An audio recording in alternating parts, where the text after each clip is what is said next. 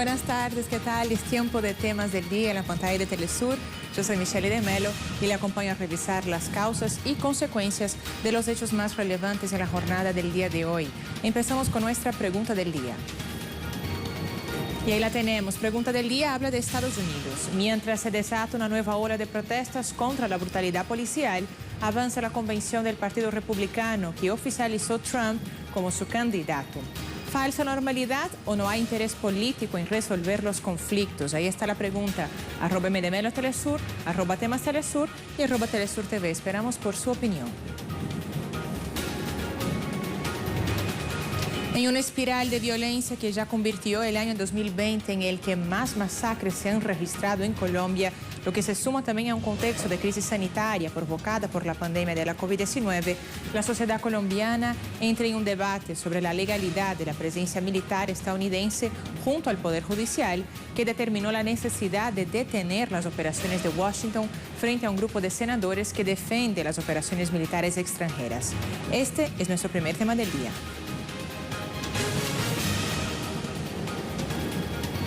El expresidente del Congreso de Colombia, Lidio García, afirmó que 69 senadores respaldan la presencia militar de Estados Unidos en el país y alegan que no sería necesaria la autorización del Parlamento como lo contempla un fallo emitido por el Tribunal de Cundinamarca.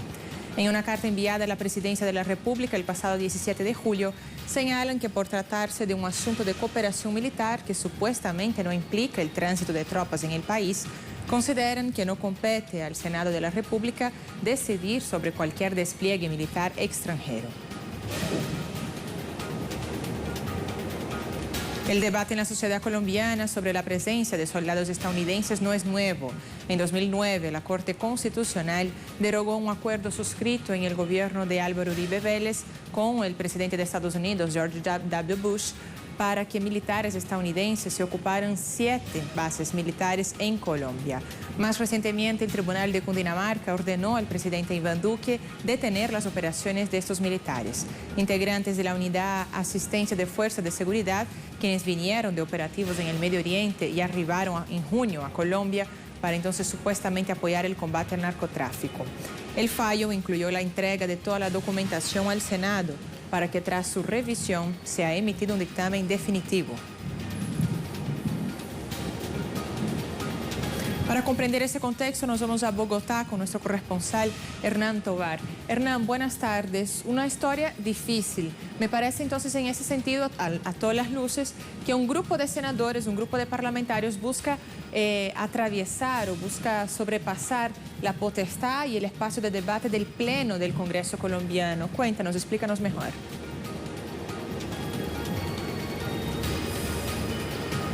Michelle, televidentes, un saludo, muy buenas tardes. Sí, efectivamente, para congresistas de la oposición se asegura que aquí se está cometiendo una trampa, una violación a la soberanía nacional y también una violación a los estatutos del Congreso de la República, ya que esta situación debe efectuarse con una votación en plenaria de Senado y de Cámara.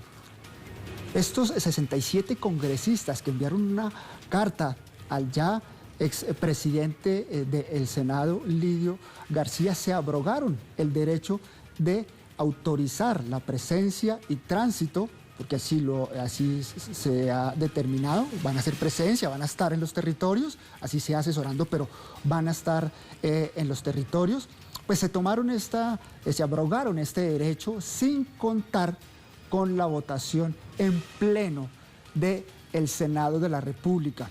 Esto da cuenta de una clara violación y de una, digámoslo de alguna forma, que no les importa a los integrantes, estos 67 integrantes del Congreso de 7 partidos, no les importa los estatutos ni la ley orgánica del Congreso de la República. Pero no solo eso, Michelle y televidentes, sino que también están violando la soberanía de Colombia y pasando por encima de la constitución política del país. Para algunas organizaciones de derechos humanos, al haber presencia de tropas militares en los territorios se va a incrementar la violencia. Recordemos que años atrás diversas organizaciones habían denunciado la violación de niñas en el departamento del Tolima por parte de integrantes del ejército norteamericano. Así que es muy preocupante la situación por dar el aval, contar con el aval de algunos congresistas y no del Pleno del Senado en relación a esta situación. Hemos tenido la oportunidad de hablar con algunos de los senadores de la República y aseguran que van a interponer otras denuncias también a nivel internacional y va a ser denunciado el ministro de Defensa por prevaricato, ya que está excediendo sus funciones. Así que hay bastante preocupación y bueno, se está violando la soberanía nacional, se está pasando por encima de la ley y los estatutos orgánicos del Congreso, pero también otros analistas, expertos en conflicto, aseguran que esta presencia militar no solo está relacionada con la lucha y la cooperación contra el narcotráfico, sino también que ya al tener presencia militar de soldados estadounidenses se quiere expandir esta presencia a otros países de Latinoamérica, como lo es Venezuela. Así que se deja esta situación, se pone de presente y hay bastante preocupación, sobre todo en los territorios de donde van a hacer presencia y en la zona de frontera con Venezuela. Michelle y televidentes. Bueno, ahí está, o sea, hay una serie de intereses políticos y económicos por detrás, entonces, de toda la premura en tener acciones y operaciones militares estadounidenses, es lo que se parece dibujar en el escenario colombiano. Hernán, muchas gracias. Avanzamos, revisamos nuevamente nuestra pregunta del día.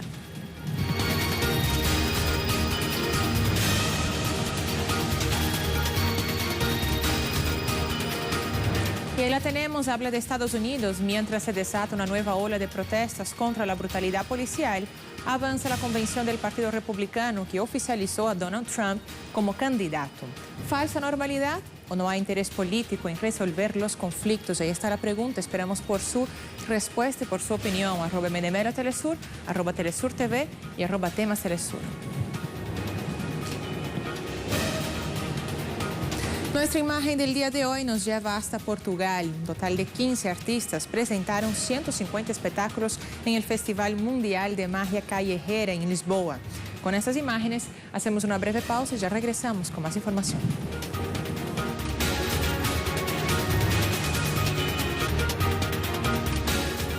Y regresamos con más temas del día. En Estados Unidos continúa la ola de protestas contra la violencia policial en medio de la convención republicana que ya nominó oficialmente al presidente Donald Trump para disputar las elecciones presidenciales en noviembre. Esto y más en nuestro segundo tema del día. Los agentes de la Guardia Nacional confirmaron la detención de un menor de edad luego de asesinar a 2 personas durante las manifestaciones contra brutalidad policial en Wisconsin. La situación sigue generando reacciones de la comunidad afroestadounidense que rechaza justamente la posición de las autoridades estadounidenses y la represión de las fuerzas policiales. La Fiscalía del Estado de Wisconsin también se manifestó, confirmó la identidad del agente policial que disparó el pasado domingo durante 7 veces contra el afroestadounidense Jacob Blake, quien se encuentra en estado de coma.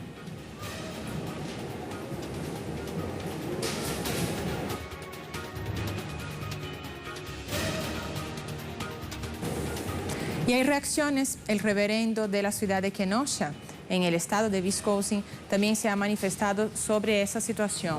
Eric David Carson se refirió a la desigualdad que sufren las minorías sociales, afirmando lo siguiente: desafortunadamente, la violencia policial y estatal contra las personas de color, las minorías religiosas y los pobres es un problema constante a lo largo de la historia de Estados Unidos. Eso dijo Eric David Carson, reverendo en la comunidad en la comunidad estadounidense.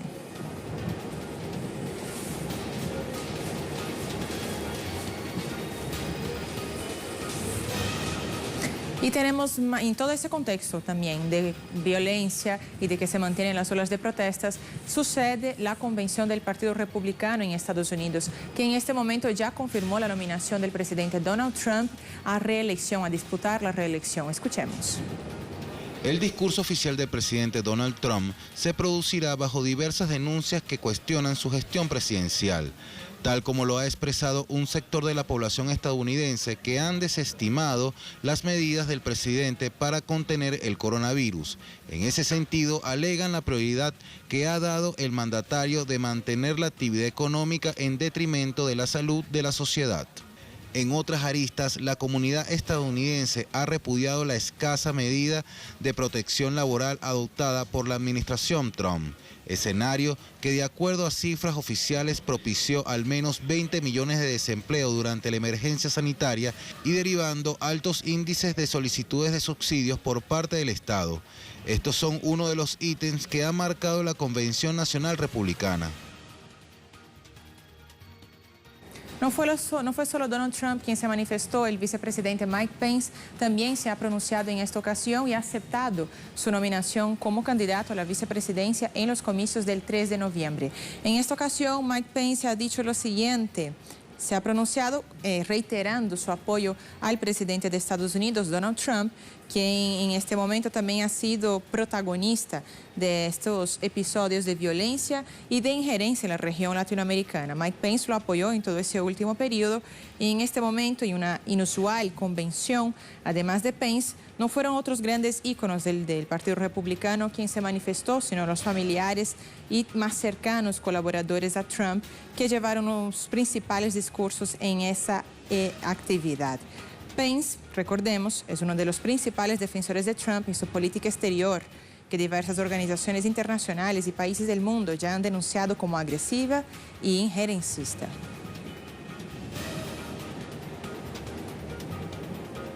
En un contexto de crisis económica, social, sanitaria y política, también Estados Unidos ahora tiene que enfrentarse a los fenómenos naturales. Eso porque el huracán Laura ya toca tierra en el estado de Luisiana. El gobernador de la entidad, John Bell Edwards, ha dicho lo siguiente. Informó que una joven de 14 años de edad falleció luego de que un árbol cayera sobre su casa como consecuencia de los fuertes vientos del fenómeno climático. Según el Centro Nacional de Huracanes, Laura se desplaza a 120 kilómetros por hora con dirección hacia Luisiana y autoridades locales reportaron que más de 600.000 personas continúan sin servicio eléctrico, mientras también se mantiene el proceso de evacuación y rescate.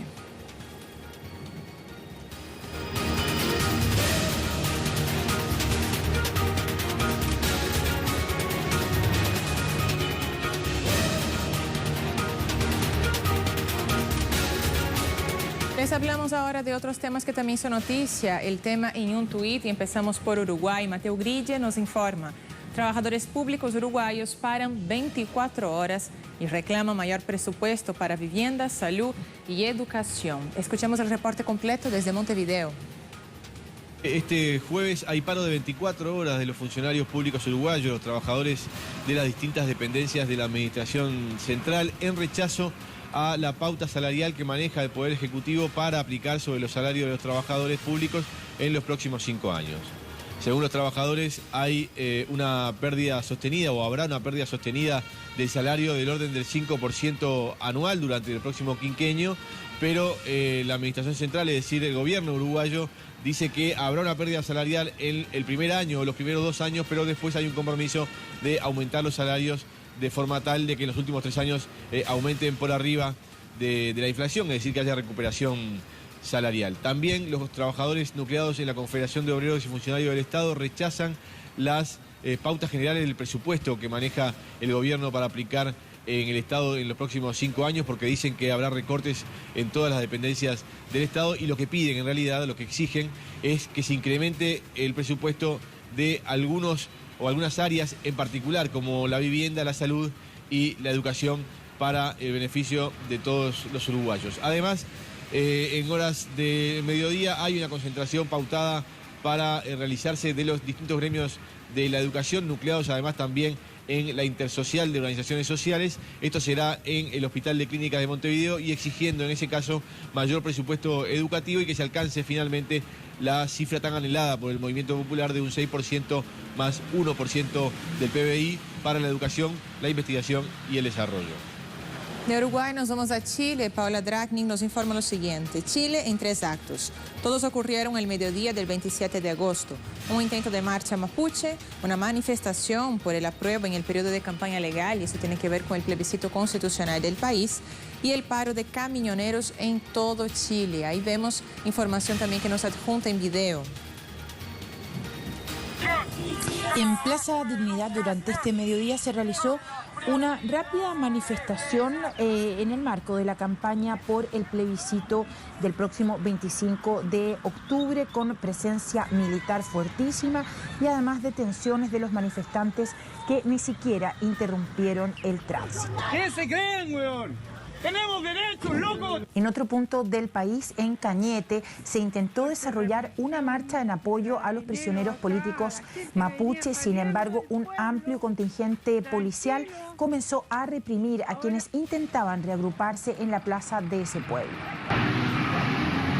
Paralelamente, en distintas rutas principales del país se desarrolla el paro de camioneros.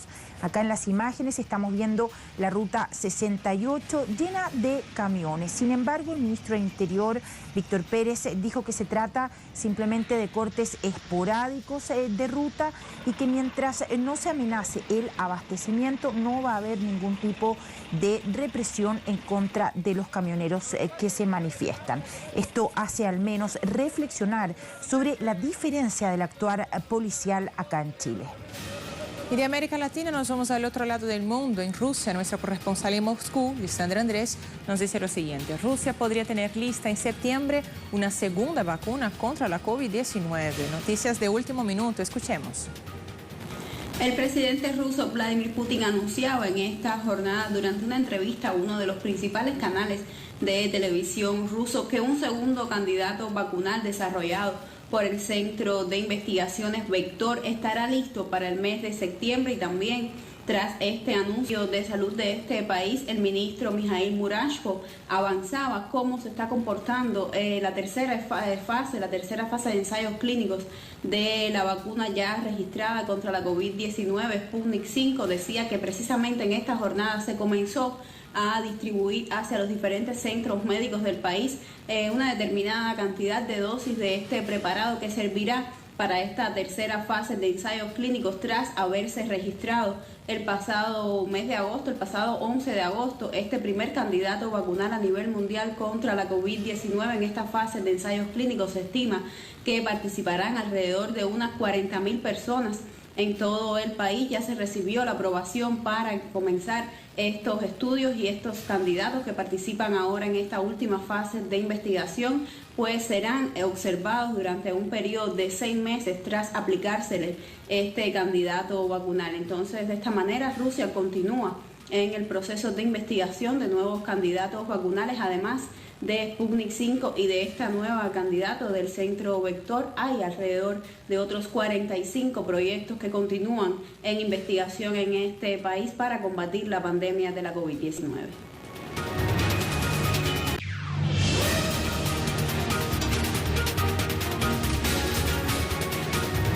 Nuestro tema en desarrollo se genera en Argentina. La Cámara Alta del Parlamento debate la aprobación del proyecto de ley de organización y competencia de la Justicia Federal.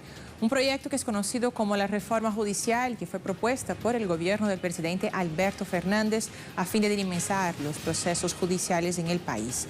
Nuestro corresponsal en Buenos Aires, Juan Carlos Bartolota, tiene los detalles. Juan Carlos, buenas tardes. Muchas gracias. El proyecto de reforma judicial que envió el presidente Alberto Fernández al Congreso comenzó su tratamiento para la aprobación en el Senado esta tarde y donde el oficialismo cuenta con el número necesario para poder ser aprobado. La propuesta del gobierno plantea unificación de fueros, creación de nuevos juzgados, competencias federales en el interior del país y transparentar el sistema judicial argentino, por ejemplo, en los sorteos de causas que hasta ahora están sospechados de imparcialidad, como en el caso de las que se hicieron contra exfuncionarios kirchneristas o de la propia Cristina Fernández, las que habitualmente caían en el mismo juzgado, como en el caso del fallecido juez Bonadío, que acumulaba varios procesos por supuestos hechos de corrupción. Vale la pena recordar que la oposición de Cambiemos, antes de conocerse los puntos en discusión del proyecto, ya había o ya se había manifestado en contra del mismo y que no participarían, habían dicho, del debate en la Cámara Alta, aunque algunos de sus senadores hoy lo están haciendo. Fuera del Congreso, un grupo de no más de 300 personas se manifiesta en contra de este proyecto de ley con consignas tan diferentes que son de difícil comprensión y que van desde el ataque verbal personal hacia la vicepresidenta, Cristina Fernández, como la repetición de falsas consignas que los medios hegemónicos han tratado de instalar todo el tiempo. Juan, muchísimas gracias. Avanzamos, retomamos nuestra pregunta del día. Al inicio del programa les preguntamos lo siguiente.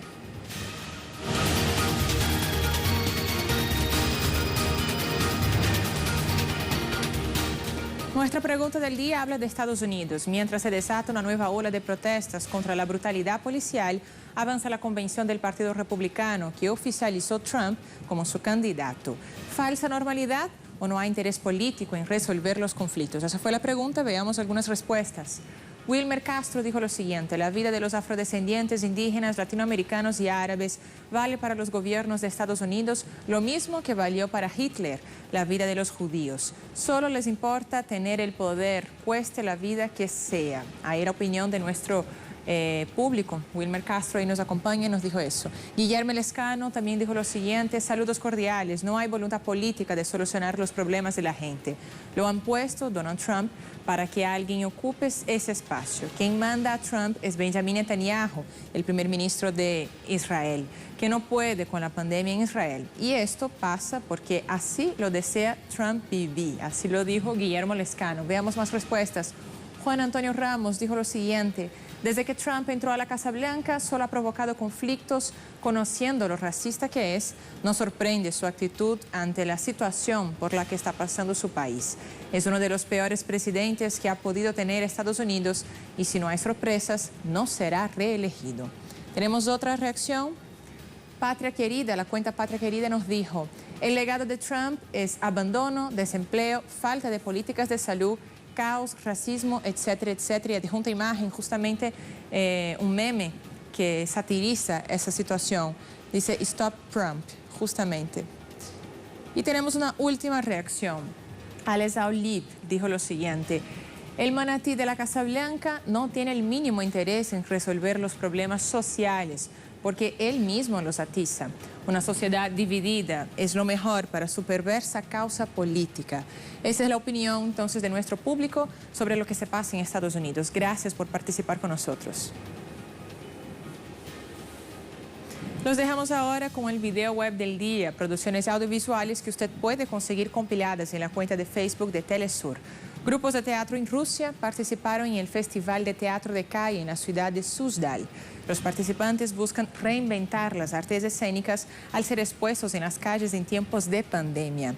Con este video terminamos nuestra emisión de Temas del Día. Muchísimas gracias por acompañarnos y hasta la próxima.